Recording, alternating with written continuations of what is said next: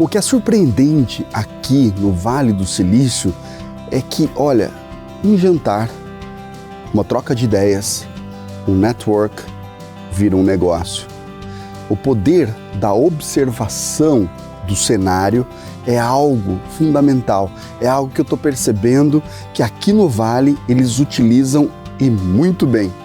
E outro ponto é o network, a valorização das pessoas com que você conhece, o desenvolvimento desse relacionamento aqui no Vale também é algo preponderante para os negócios, é algo fundamental para estabelecer esse ecossistema. Esse sistema que faz com que a inovação seja cada vez mais desenvolvida. Esse sistema que faz com que as pessoas sejam cada vez mais impactadas, não só pela tecnologia, mas por todos os comportamentos dessas pessoas que fazem a história acontecer aqui no Vale. Um dos maiores exemplos de que qualquer pessoa pode se superar inovando é o caso de uma pessoa que eu adorei conhecer e que superou sua história difícil e violenta através da inovação. E claro, com o apoio da Silicon House. So, how was your childhood?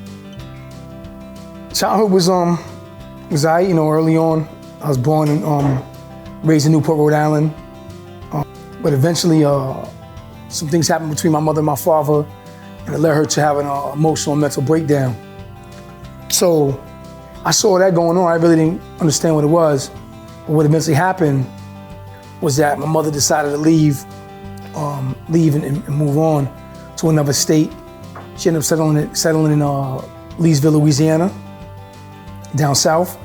And me and my younger brother were placed with my older sister. We lived in a project with my older sister. Like 6 months later, my mother called for us. We went back down. We went back down with her to Louisiana, went down there with her to Leesville, Louisiana. And when we got down there, the environment wasn't nothing I was used to. There was no very strong foundation, family foundation. My father wasn't around. Seeing different guys in and out the crib. And what was really going on was my mother was involved with this one guy who was really an unscrupulous individual and dealing in illegal activities.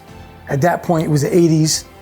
The crack epidemic had hit in the US. I don't know if you're familiar with that, but during the early, mid 80s, the United States was flooded with crack cocaine. And it was mainly within urban communities. You haven't used? No, I never used drugs, no. I don't do drugs.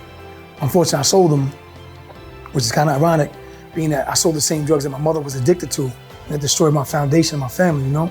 And I think that's why my life been set a certain way, on a certain pathway, and certain things happen to me to prepare me for that next stage of life, you know, which leads to, technology and where we're going with the story.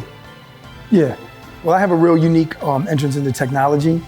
I met famed VC, Silicon Valley billionaire Ben Horowitz about 4 years ago. Through him, I was exposed to technology. Yeah, when I was first exposed to technology via Ben, I saw it was a challenge for me to enter technology, being somebody not only that didn't have a technology background, but also being a formerly incarcerated individual, which is another challenge within itself. I would meet people in different startup communities, different entrepreneurs. I would do a lot of networking. It was great, Forbes who covered my story, Black Enterprise covered my story, TechCrunch, and eventually Entrepreneur and Inc. So these are magazines that I read while I was incarcerated. And for me to have an opportunity to not only enter tech through somebody that's so regarded in technology, but then being able to be in these high level media outlets, it was just amazing to me to be able to do that. And all I did was just focus on just meeting people, building my brand, and building a company. I started learning about these startups, these ideas, and I thought it was just regular basic ideas. Some ideas I hadn't even thought about, and they're raising millions of dollars. Anyway, so that intrigued me more to learn, they making millions of dollars off these simple ideas. I got crazy simple ideas. When I met Ben and came out to Silicon Valley, it made technology objective.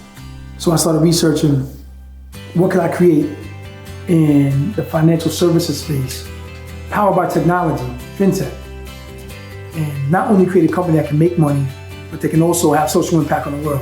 Has Silicon House made a difference in our life? Absolutely. Really? Yeah, absolutely. Because Wow. there's a lot of times, like informally, I wasn't really in the program, right? But coming through Silicon House and seeing what she was doing, I spoke to some of the groups that came before in the past, and just really talking to her and her husband really helped me formulate in my own mind, like how I was gonna build Black.